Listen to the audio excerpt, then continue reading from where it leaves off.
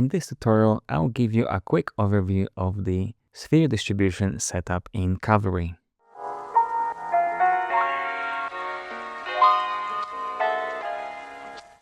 So I put together two different distribution systems that you can make in Cavalry using JavaScript. If you want to play with both of them, you can download the project file from the Gumroad store with the link below. So essentially, we have two different systems. We have one that is called Fibonacci distribution.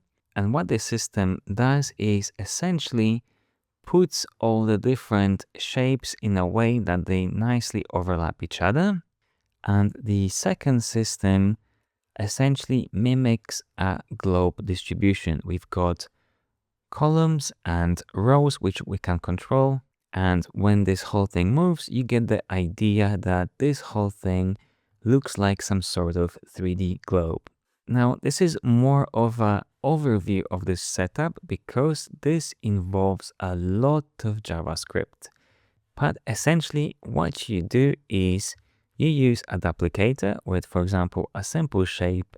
You go to the custom distribution, disconnect any connections here, and then right-click utility, add JavaScript utility. Then you paste the code here, and you need to add any controllers you need.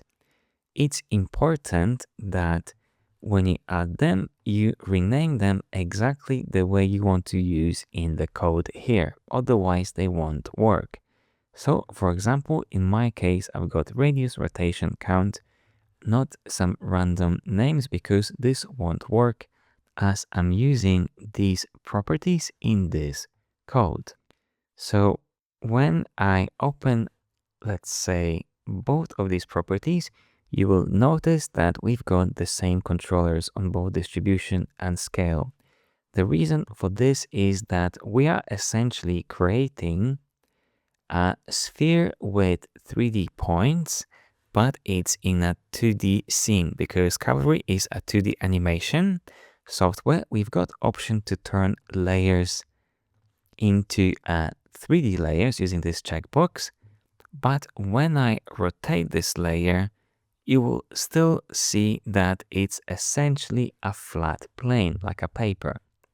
So this system creates 3D points using this distribution layer.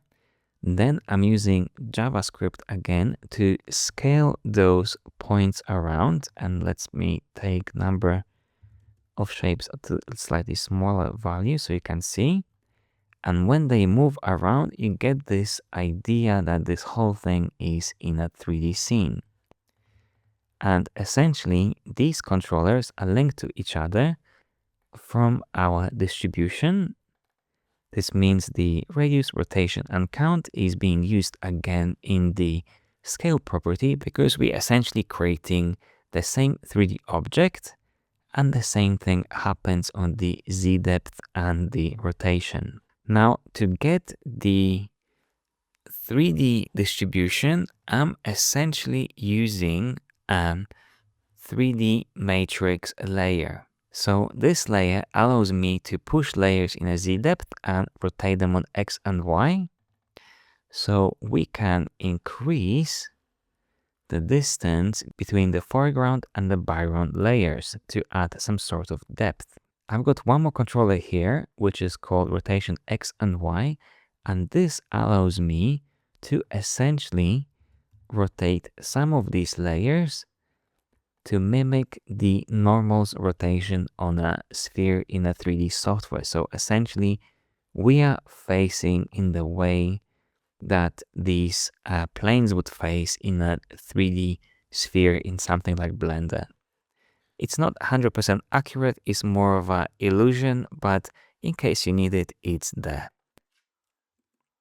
And further, you can rotate all of these layers on both X and Y if you need to add some extra effects.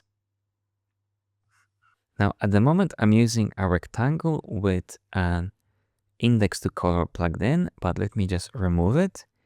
If I use the shader in here with a bunch of images, so this is image shader with smart folder plugged in, we get a really interesting effect.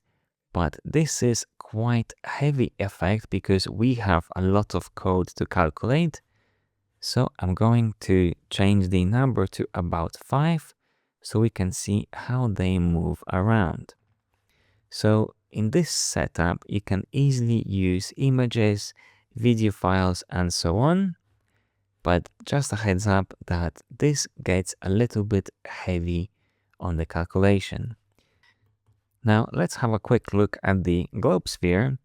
Globe sphere works in a very similar fashion as the Fibonacci one, except we got two controllers. So we've got controllers on the latitude and the longitude. So essentially, we decide how many copies we've got on our X and Y, and both of them are multiplied. So 10 times 10 gives us 100 copies total. So let me change it to something like maybe 5 by 5 for now. And again, we can easily use images in this setup to create our system. And as you can see, it's slightly slower when I try to preview it, but it still works and you can get some really interesting results. Let's say if I increase it to 10 by 10, then we got this perfect globe going on as well. So hopefully this setup is useful and you get to make some really cool animations with it. Thanks for watching.